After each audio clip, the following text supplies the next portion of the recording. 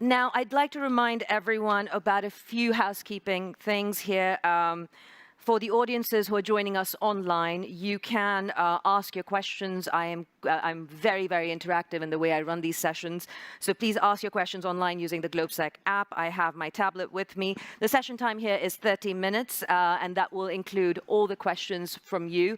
If you do have a question here in the audience, please raise your hand. Do stand up.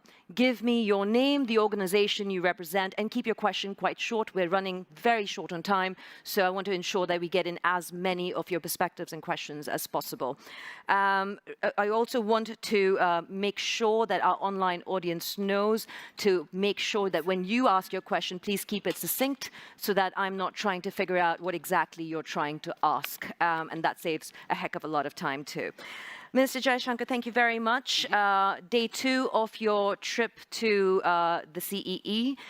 It's been quite a ride since February for not just the region, not just Europe, not just the West, but it is now trickling in terms of effect of what's happening between Russia and Ukraine into the rest of the world, the East, the global South. Paint us a little bit of a picture of India and how India has been impacted. You've come out of COVID, you've had issues on the border with China, you've come out of the Quad with many, many diverse and divergent opinions, and an economy that is looking to make dramatic changes, but in very difficult and turbulent times. So if you can paint us a picture of where India is at right now, and then we will pick up the conversation from there.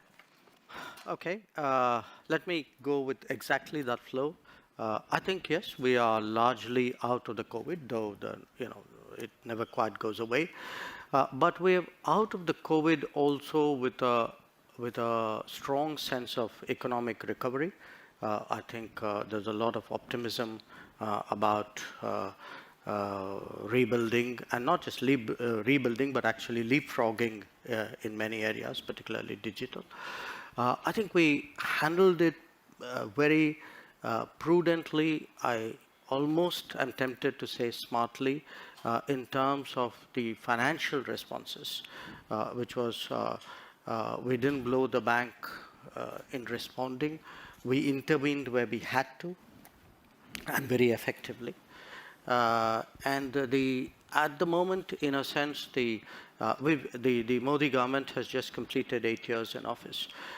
And what we have done in those 8 years is really to, I would say, build almost I would say, a social welfare society at a speed and a scale which the world hasn't seen. And in some ways, the COVID has actually hastened that. I mean, we are, for example, as an example, we are giving food support to 800 million people, and we've been doing this for more than 2 years. So that's like the population of the US and EU put together. We have a house ownership, publicly supported house ownership program, which covers about 115 million beneficiaries, which is almost like building houses for Japan. Or even if you look at terms of this campaign, this program actually to replace firewood with gas cooking, it's impacted 80 million people. That's like changing Germany's kitchen in the space of a few years.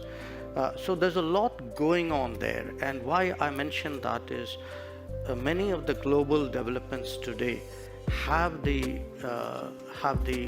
potential of actually putting that under stress. Your second reference was to China. Yes, we are going through a particularly difficult patch in our relationship with China. We've had differences in the past, but we've never had a situation where, after 1962, where really agreements on not bringing forces to the border have been disregarded. A very large number of forces have been brought to the border. We've had a clash. People have died. And this has not happened now. It happened 2 years ago. So in a sense, it's a bit of a diversion, but it's also a useful reminder to Europe that there were other things happening in the rest of the world which sometimes Europe perhaps doesn't pay enough attention to. And there's also been Afghanistan, and what happened there, the circumstances in which the Western, particularly American military forces left finally. And now we have Ukraine, and coming into this region, it's a region which I know well. I have lived here in Budapest and in Prague, and it's a region which has been very helpful to us when we wanted to get 20,000 students out of Ukraine. Slovakia, Hungary, Poland, Romania, even Moldova. But I think it's also important for people in the region to realize how this is playing out in the rest of the world, that it is creating a huge fuel crisis, a food crisis, a fertilizer crisis, pushing inflation in low-income societies which don't have the margins really to absorb that. And so it can very quickly become political in many societies. I think that brings up an interesting question that's come in from an online audience member, which is relevant to this, this point that you make about the rest of the world versus right here, right now in Europe or in the West. How interested are the Indian people in the war in Ukraine? Is it a major concern?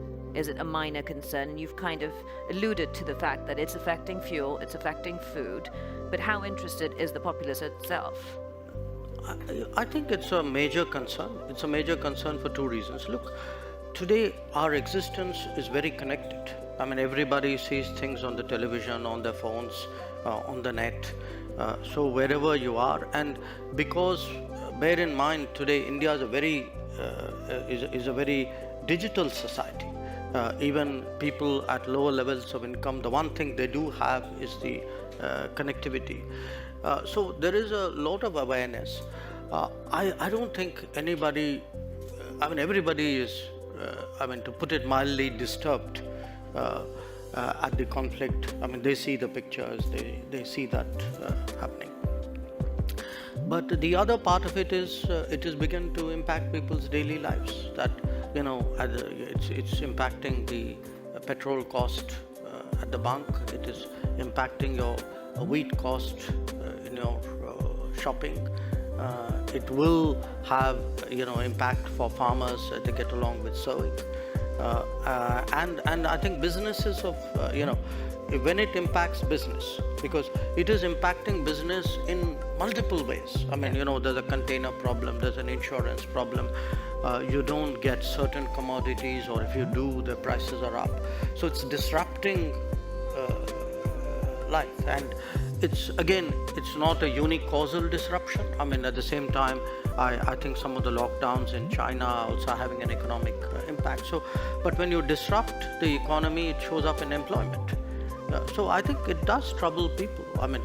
Trouble people is a very well, it's a job of a government. I understand it would trouble people. I think it troubles people in the West as well when cost of living crisis starts hitting. At some point, when you look at global supply chains, this is a very different world in 2022 that we operate in versus, say, in 1991 pre-liberalization, when India could afford to stand by non-alignment as it was defined then. I think a lot of critics would ask you the increase in your oil imports that have happened between 2021 and 2022. It's 9 times higher as of this month. You have been questioned in terms of that increased oil import from Russia, $95 a barrel for Russian oil, 119 approximately for Brent crude. Is that profiteering? Is that looking out for your own interest? What does that really mean for foreign policy in India? And how do you tie non-alignment with 9 times more oil imports out of Russia? How do you make the two meet? Well, look, first of all, I don't see a non-alignment oil connection at all. Today Europe is buying oil, Europe is buying gas. I just read the new package of sanctions. Now, the package is designed in a way in which consideration has been given to the welfare of the population. So, pipelines have a certain carve-out. So and timelines have been given. It's not like tomorrow morning everything's going to be cut off. So people need to understand, if you can be considerate of yourself, surely you can be considerate of other people. So if Europe says, look, we have to manage it in a way in which its impact on my economy is not traumatic, that freedom or that choice should exist for other people as well. Now, in terms of our oil purchases, we don't send people out there saying, go buy Russian oil. We send people out there saying, go buy oil.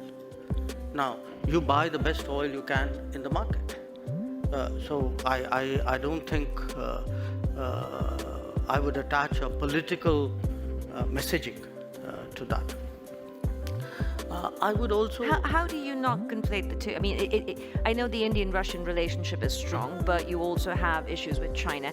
How do you then sit back and define Indian foreign policy at this point where the West seems to be quite vociferous in trying to curtail funding for the war in Ukraine, whereas by purchasing this oil for national interest, India is being asked, are you funding this war? So, look, I mean, I don't want to sound argumentative, but then tell me if buying Russian gas is not funding the war? I mean, why is it's only Indian money and oil coming to India which funds, but it's not gas coming to Europe which funds? I mean, look, somewhere, I mean, let's be a little even-handed out here. And even this, look, the whole narrative that it's gone up 9 times. I mean, it's gone up 9 times from a very low base. And it was a very low base because at that time the markets were more open. Why if countries in Europe and the West and the United States are so concerned, why don't they allow Iranian oil to come into the market? Why don't they allow Venezuelan oil to come into the market? I mean, they've squeezed every other source of oil we have. And then say, okay, guys, you must not go into the market and get the best deal for your people. I don't think that's a very fair approach. So talk to us about the second aspect that Indian foreign policy has been questioned at this point when it comes to wheat bans and food bans of exports. How does that then correlate? Because we're talking about the global south and the east that is being squeezed by Russia's issues with allowing Ukrainian grains to be exported. But by India doing the same, again, aren't those weakest people in the world being subjected to the same kind of issues from India? Do you see that as supporting Russia, or is it a completely different element that we don't understand in the West, that your perspective is different? I think answer is B. You don't understand in the West. But it isn't just the West, okay? I don't think people understand because they're not actually tracking the trade. We have been exporting wheat, okay? Typically, we export about 2 to 3 million tons. Last financial year was a better year. We exported about 7 million tons. This year, before the heat wave hit us very badly, the expectation was that we would do substantial exports, and we were open. I mean, in fact, Prime Minister himself had said on various occasions, saying, look, we see that there's a food crisis in the world and we'd like to be of help. But what we then saw was a kind of run on our wheat, a large part of it done by international traders based out of Singapore and I think to some degree maybe Dubai. The result was actually the low-income countries, many of whom were our traditional buyers, like our neighbors, Bangladesh, Sri Lanka, Nepal. These are our traditional buyers, okay? Interestingly, the Gulf buys regularly from us. I heard Dr. Tedros in the earlier session talk about Yemen. Yemen buys from us. Sudan buys from us, okay? Now, what we saw was the low-income buyers were being squeezed out. The wheat was actually being stocked for being traded. So in a way, our goodwill was being used for speculation. So we had to do something to stop that because it was also impacting us at home. Our prices were going up. So I want to be very clear what we have done. We have actually said, look, we're not going to give speculators an open access to the Indian market so that the Indian customer and the LDCs of the world get the short end of that. Yeah. What we are still open to doing is where we see a kind of a deserving country wanting wheat, very glad to supply it within the realm of possibility. And just for the record, I think we've done this year wheat exports to about 23 countries. The rate of export this year, if I were to take the same period as last year, my rough sense is it's about 4x. Okay. So actually, it's gone up. And I know in many cases, foreign ministers of some countries have called me up, and we have assured them that they would have access to our markets. So this is all about stopping and curtailing speculation at the end That's of the right. day. And preventing a diversion to high-income countries with a greater possibility to buy, because what we saw happen with the vaccines, Yeah. we don't want to see happen with the wheat, which was the rich people got vaccinated and the poor were left to God and Well, that brings up a question again from the audience now, and I would like to ask, I will come to you. I want to just do one question from the online audience, which kind of follows up on your point of diversions. This person's asking, according to the Wall Street Journal, India is becoming a key point for transshipment of Russian oil to bypass sanctions. How does that serve India's foreign policy interests? I don't know. Does whoever wrote that knows what transshipment means? Well, I mean, transshipment is when you explain it to get the rest of us. No, when you get it and you sell it to somebody else. I've not even heard of anybody in India thinking along those lines. So yes, we do buy So you're Russian. saying the Wall Street Journal report is inaccurate, that they're quoting?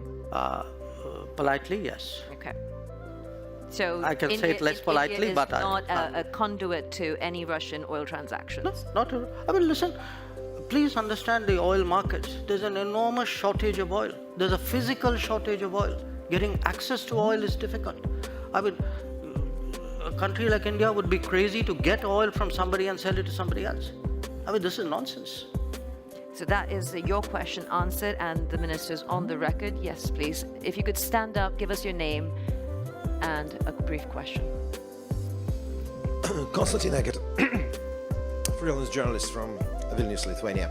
Dr. Jaishankar, with the Indian government essentially ignoring war crimes in Ukraine, not condemning Russia, not doing sanctions, Question. you then expect, totally sorry, I know what to do, with India counting on global support for in its struggle with China, its issues with China. How do you think you'll be trusted by others after that? Why do you think anyone will help Delhi after you didn't help others over Ukraine? Thank you. You know, it's an interesting question which you might, I mean, not you, meaning you personally, but people might want to ask themselves, because if I were to take Europe collectively, which has been singularly silent on many things which were happening, for example, in Asia, you could ask, why would anybody in Asia trust Europe on anything at all? So here's the take. I don't think, I mean, first of all, I think you are mischaracterizing our position, where they have, for example, when Bucha happened, we condemned Bucha, and we actually asked for an investigation into Bucha. In terms of what is happening with the Ukraine conflict, our position is very clearly that we favor an immediate cessation of hostilities. It's not that we've ignored it, unless you call phone calls to Putin and Zelensky as ignoring something. So first, I would urge you to get the factual position accurately. Secondly, in terms of the connection you are making, look, you know, we have a difficult relationship with China. We're perfectly capable of managing it. It's if I get global understanding and support, obviously it is of help to me. But this idea that I do a transaction, that I come in one conflict because it will help me in conflict too, that's not how the world works. So a lot of our problems in China have nothing to do with Ukraine, have nothing to do with Russia. They predate it. And there are, I mean, if we are getting into who is silent on what issue at what point of time, I could point to a whole lot of issues on which, as I said, I mean, Europe has held its peace. So, I mean, it's a great polemical point you made.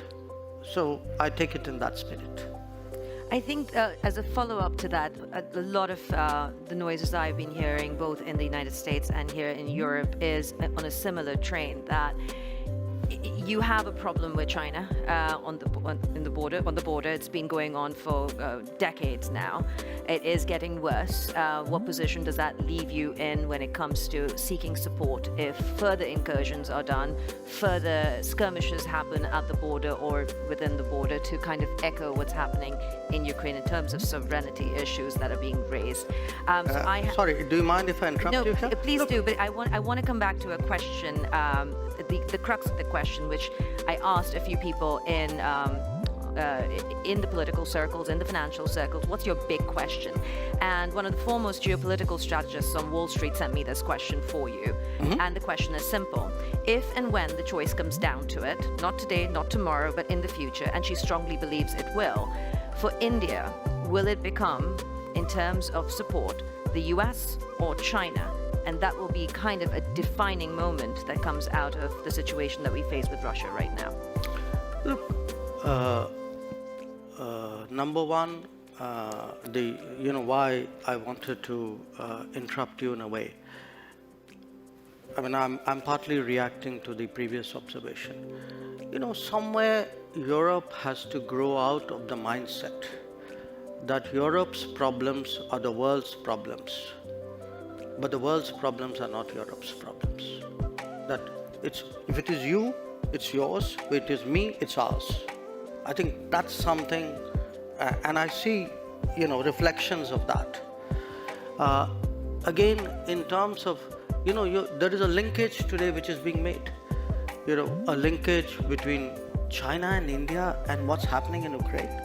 So come on, guys. I mean, China and India happened way before anything happened in Ukraine.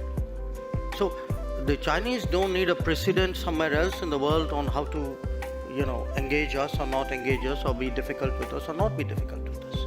So as I said, I mean, I just see this as frankly a not very clever argument, a very self-serving one.